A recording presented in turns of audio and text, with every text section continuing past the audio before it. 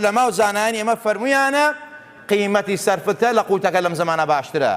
القائلون بجواز إخراج القيمة في زكاة الفطر ئەوانەی کە ئیجازەیان داوە کە پارە بدرێ لە جێ قوتی سەرفترە. ئیتر لە من و لە فیسار و لە زەید و لە عەمر عالمترن، ئەمانە ئەصحابی پێغەمبەری خوان تابعینن، یعنی ئەمانە حاڵی نەبوون من بەم ئاخر زمانە حاڵی بووم لە دینی پێغەمبەری خوا صلی الله علیه وسلم. لەوانە حەزرەتی عومەر ئەصحابی پێغەمبەری خوا کە پێغەمبەری خوا فەرمێت پێغەمبەر باتە عومەری کوڕی خەتاب بوو،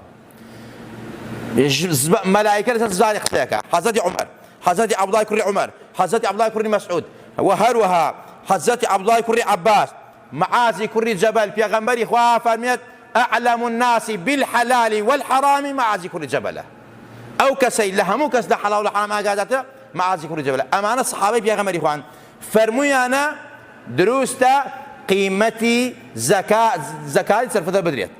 أما لكتابي مصنف ابن أبي شيبة برقي سيصوع أفتاوت شوار نقل كراوة عمدة القاري برقي نو لا براش تما نقل كراوة أو كسي كبا دعاء علما أقرأ بۆی فتوای غەڵەت نەدا سەیری ئەم کتێبانە بکەن. ئەمە ئەصحابی پێغەمبەری خوان. ئیتر مەڵێ ئەوەی زەکاتی سەرفتە پارە با دروست نییە، وەڵڵا خەجاڵەت بووی درۆکەی. ئەصحابی پێغەمبەری خوا فتوایان لەسەر داوە، ئەصحابی پێغەمبەری خوا کردویانە. دین لەسەر خەڵق قورس مەکەن، دین لەسەر هەڵ ناڕەحەت مەکەن، کار و باری هەژاران قورس و ناڕەحەت مەکەن. لەناو تابعینەکانە عومەری کوڕی عەبدولعەزیز کتابی ناردووە بۆ هەموو شوێنەکان کە لە سەدەمی خلافەتی خۆیان فەرموویەتی ئێوە کە سەرفترە وەرەگرن یا ساعی یا نیو ساع یا قیمەتەکەی وەرگرن. ئەمیش بە هەمان شێوە لەو کتێبە نەقڵ کراوە مصنف ابن أبي شيبة. شێخ حەسەنی بەسری کە یەکێکە لە عولەمای ئومەتی پێغەمبەری خوا صلی الله عليه وسلم ئەفەرمێت لا بأس أن تعطى الدراهم في صدقة الفطر، هیچ مشکلێکی تیا نییە کە لە جێی قوتی سەرفتە قیمەتەکەی بدرێن. و هەروەها لەوانە لە عولەمانەی تر مەسەلەی تاووسە، عەتای کوڕی ڕەباحە، ئیسحاقی کوڕی ئیبن ڕاویە، سەفیانی سەوریە. ئەمە مصنف ئەبی شەیبە بە هەمان شێوە بەرگی 374 نەقڵ کراوە، مەوسوعەی ثەوری و هەروەها فەتح الباری بەرگی 4280 بۆی ئەم نەسانە خوێنمەوە خەڵق حاڵی بێ، یعنی مەلایەکە قسەیەکە ئەوە دروست نییە مامۆستا وای وتۆ بابە غەڵەتی کرد سەری دای لەبەر. علەما و زانایان فەرمانە دروستە ئەمڕۆ لە گەنمەکە باشترە، لە برنجەکە باشترە. ئەوەڵێ برنج دروستە، برنج ئەسڵەن دروست نییە. ئەسڵەن برنج لە حەدیثا نەهاتوو ئەگەر بڕات ئەو باسە. برنج ئەمڕۆ قیاسە وەسەر گەنم کە قراوە بە قووت. لەو سەردەمی پێغەمبەری خوا پێغەمبەر باسی برنجی نەکردووە. گەنم، جۆ، مێوش، کەشکەک، خورما و قەسب ئەمەی باس کردووە.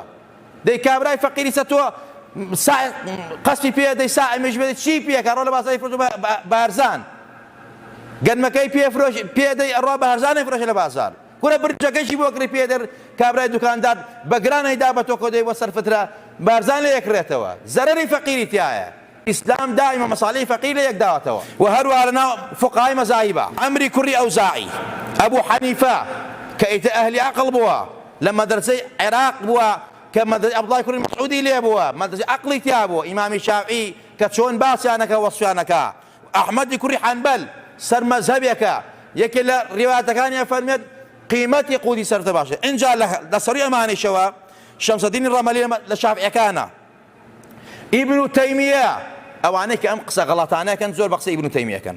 ئیبن تەیمیە لە مەجموعی فتاوای خۆیان بەرگی 25 لاپەڕە 79 ئەویش بە هەمان شێوە فتوای لەسەر ئەوە داوە کەوا باشترین حەل ئەوەیە کەوا قيمتكي بدل باجاران. وأما إخراج القيمة للحاجة أو المصلحة أو العدل فلا بأس به، فالإطعام والنقود جائز ويجزئ تبرئ الذمة بإخراجه.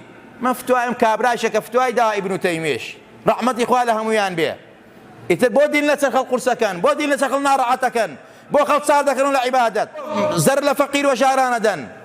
فقير وهجار أمره بيويستي بباركيتي. حکمەتی سەرفترە ئەوەیە کەوا تۆ هەژار لە هەژاری ڕزگارکەی، ئەوەیە کەوا دڵی هەژارەکە خۆشکەی، ئەوەیە کەوا قازانجی هەژارەکە لێک دەیتەوە. کاکە هەژار گەرمی بۆ چییە؟